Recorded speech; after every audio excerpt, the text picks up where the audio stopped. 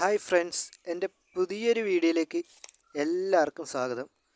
അപ്പം നമ്മൾ എങ്ങനെയാണ് കാന്താരിക്ക് എങ്ങനെയാണ് വളമിടേണ്ടത്, എങ്ങനെയാണ് കാന്താരി നല്ല വൃത്തിക്ക് പിടിപ്പിക്കേണ്ടത്, കാന്താരി നല്ലോണം പിടിക്കാൻ എന്ത് ചെയ്യേണ്ടത്, എന്ത് വളമാണ് കൊടുക്കേണ്ടത് എന്നെല്ലാമാണ് പറയുന്നത്.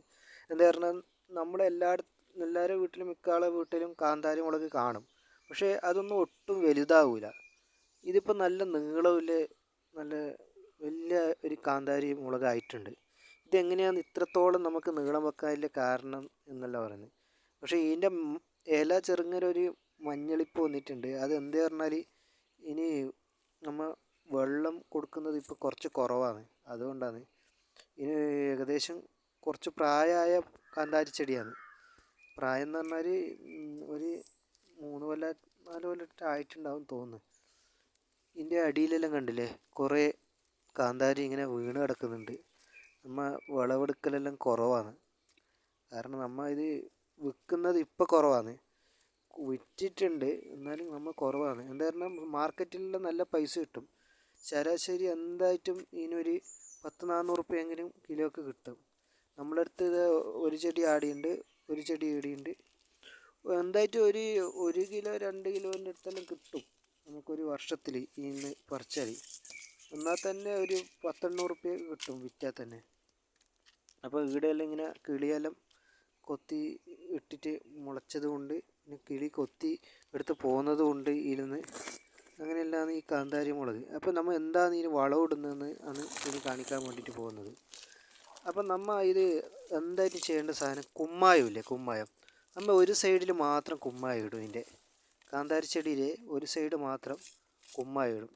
ഇതാണ് ഇനി കാന്താരി മുളകെല്ലാം പിടിക്കാനുള്ള ഏറ്റവും നല്ലൊരു സാധനം, കുമ്മായം. അത് നമ്മൾ ഒരു സൈഡ് മാത്രമേ ഇടുള്ളൂ. പിന്നെ ഇതിൻ്റെ മറ്റ് സൈഡില്ലേ, അവിടെ നമ്മൾ കുമ്മായം ഇടൂല. എന്താ പറഞ്ഞാൽ അവിടെ നമുക്ക് വളം ചെയ്യണം. ഇത് കോഴിവളമാണ്, നമ്മൾ ഇന്നലെ കുതിർത്ത് വെച്ചാണ്. ഇല്ലെങ്കിൽ ചാണകം ഇല്ലവർ ചാണകം ഇടുക, ആട്ടും കാട്ടും ഉണ്ടെങ്കിൽ ആട്ടും കാട്ടും ഇടുക. അങ്ങനെ. പിന്നെ ഇത് രണ്ടും മാത്രം പോരാ, നമ്മൾ ഇതിൻ്റെ ഒന്നിച്ച് നമ്മളെ ചാരം എന്ന് പറയുന്നതില്ലേ, ചാരം, വെണ്ണീർ ചാരം, ഇത് ഇട്ട് കൊടുക്കും. നമ്മൾ ഇംഗ്ലീഷ് വളമൊന്നും ഇതിനകത്ത് ഇടാറില്ല. എന്താ പറഞ്ഞാൽ നമുക്ക് ഈ സാധനത്തിന് മാത്രം നമ്മൾ ഇംഗ്ലീഷ് വളം ഇടയില്ല. ഇംഗ്ലീഷ് വളം ഇടുന്ന ചെടികളുണ്ട്, പക്ഷെ നമ്മൾ ഇതിലൊന്നും ഇടയില്ല. ഇനി നമ്മൾ എന്തെന്നാക്കുന്ന പറഞ്ഞാൽ, ഇപ്പം കോഴിവളമെല്ലാം ഇട്ടുകൊണ്ട് ജസ്റ്റ് ഒന്ന് വെള്ളം അടിച്ചു കൊടുക്കുന്നുണ്ട്, എല്ലാം ഒന്ന് കുതിരാൻ വേണ്ടിയിട്ട്. ഇപ്പം നമ്മൾ മൊത്തത്തിലൊന്ന് പൈപ്പ് പിടിച്ചു കൊടുക്കുന്നുണ്ട്, ഒന്ന് കുതിർന്ന് ഓട്ട് വരച്ച്. അപ്പം അതെല്ലാം ഒന്ന് കുതിർന്നിട്ടുണ്ട്.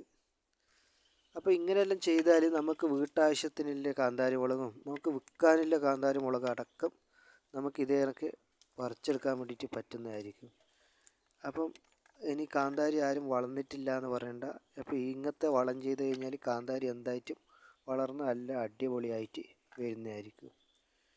അപ്പം ഈ നമ്മുടെ സൂപ്പർ മാർക്കറ്റിലും ആടെയെല്ലാം നമുക്കിത് കൊണ്ടുപോയിട്ട് കൊടുക്കാവുന്നതാണ്. സൂപ്പർ മാർക്കറ്റിൽ കൊടുത്താൽ നല്ല പൈസ കിട്ടും. അപ്പോൾ എൻ്റെ വീഡിയോ നിങ്ങൾക്ക് എല്ലാവർക്കും ഇഷ്ടപ്പെട്ടു എന്ന് കരുതുന്നു. എൻ്റെ വീഡിയോ ഇഷ്ടപ്പെട്ട എല്ലാവരും ലൈക്ക് ചെയ്യണം, ഷെയർ ചെയ്യണം, സബ്സ്ക്രൈബ് ചെയ്യണം.